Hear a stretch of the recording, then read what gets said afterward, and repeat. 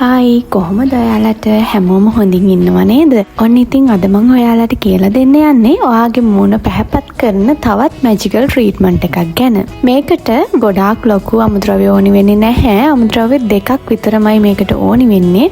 ඔයාලට මේක ගෙදරදී ලේසියෙන්ම හොයාගන්න පුළුවන්. මොකද අපි ගෙවල් වල අනිවාර්යෙන් සාමාන්‍යයෙන් ගේන දෙයක් තමයි කැරට් කියන්නේ. කැරට් වලින් කොහොමද අපි ෆේස් මාස්ක් එක හදාගන්නේ කියලා අපි බලමු. මේකට අවශ්‍ය වෙන අමුද්‍රව්‍ය තමයි කැරටුයි මීපැණි.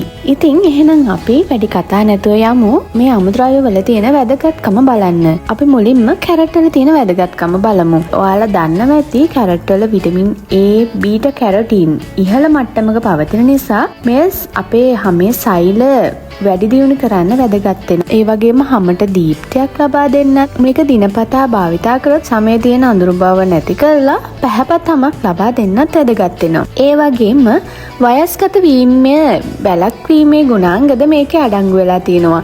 මොකද විටමින් C සහ බීටා කැරොටින් වැනි ප්‍රතිඔක්සිකාරක අඩංගු නිසා වයසට යෑමේදී ඇතිවන රැඩිකල් තත්ත්වයන් අඩු කරගන්න. ඒ කියන්නේ සියුම් රේඛා සහ රැලි පෙනුම අඩු කරන්න වැදගත් වෙනවා.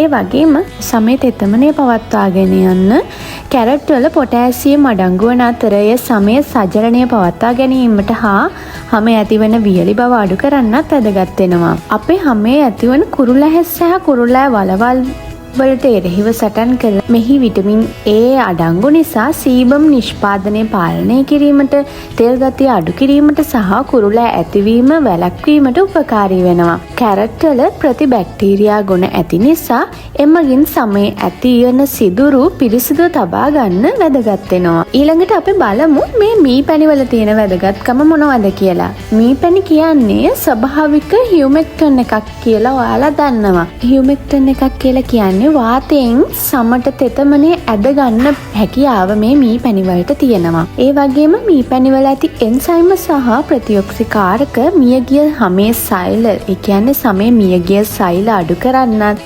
මීපැණි වල ඇති එන්සයිම සහ ප්‍රතිඔක්සිකාරක නිසා හමේ මියගිය සෛල අඩු කරලා සම මුදු කරන්නත් වැදගත් වෙනවා. මීපැණි වල තවත් හැකියාවක් තියෙනවා කුරුලෑ සහ බැක්ටීරියා සමග සටන් කරලා අපේ කුරුලෑ සුවපත් කරනවා. ඒ වගේම හමේ ඇතිවෙන රතු පැහැය, අවුව පිලිස්සීම හෝ අවුවට පිලිස්සීම නිසා ඇතිවන අඳුරු ගතිය අඩු කරන්නත් මේ මීපැණි වැදගත් වෙනවා. එහෙනම් අපි බලමු මේ පැක් එක කොහොමද හදාගන්නේ කියලා. මේකට ඕනි වෙන්නේ කැරට් ගෙඩියකුයි මීපැණි. මම මුලින්ම කැරට් අලයක් අරගෙන මේක හොඳට පිරිසුදු කරලා වතුර ටිකක් දාලා හොඳට තම්බ ගන්නවා. තම්බලා මේ විදිහට මම බ්ලෙන්ඩ් කරලා හදාගත්ත මේ පේස්ට් එක තියෙනවා. ඒකට මම මීපැණි තේ හැඳි එකක් එකතු කරලා මෙන්න මේ විදිහට මම හොඳ පේස්ට් එකක් ඝනකමට හදා ගන්නවා.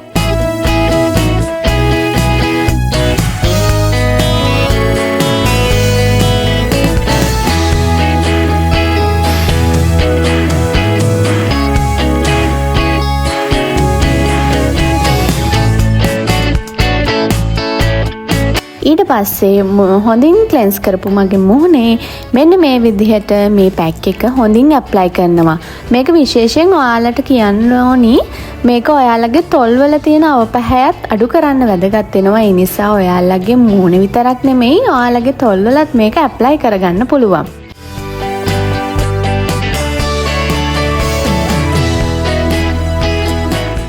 හරි, දැන් පැක් එක ඇප්ලයි කරලා ඉවරයි.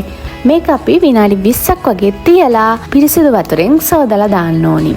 ඊට පස්සේ ආපාවිච්චි කරන මොයිස්චරයිස් එකක්, සන් ක්‍රීම් එක අනිවාර්යෙන්ම ඇප්ලයි කරන්න. මේ වගේ අලුත් වීඩියෝ එකකින් ආයෙ හමු වෙමු. මගේ channel එකත් subscribe කරන්න කියලා ඔයාලගෙන් ආදරෙන් ඉල්ලනවා.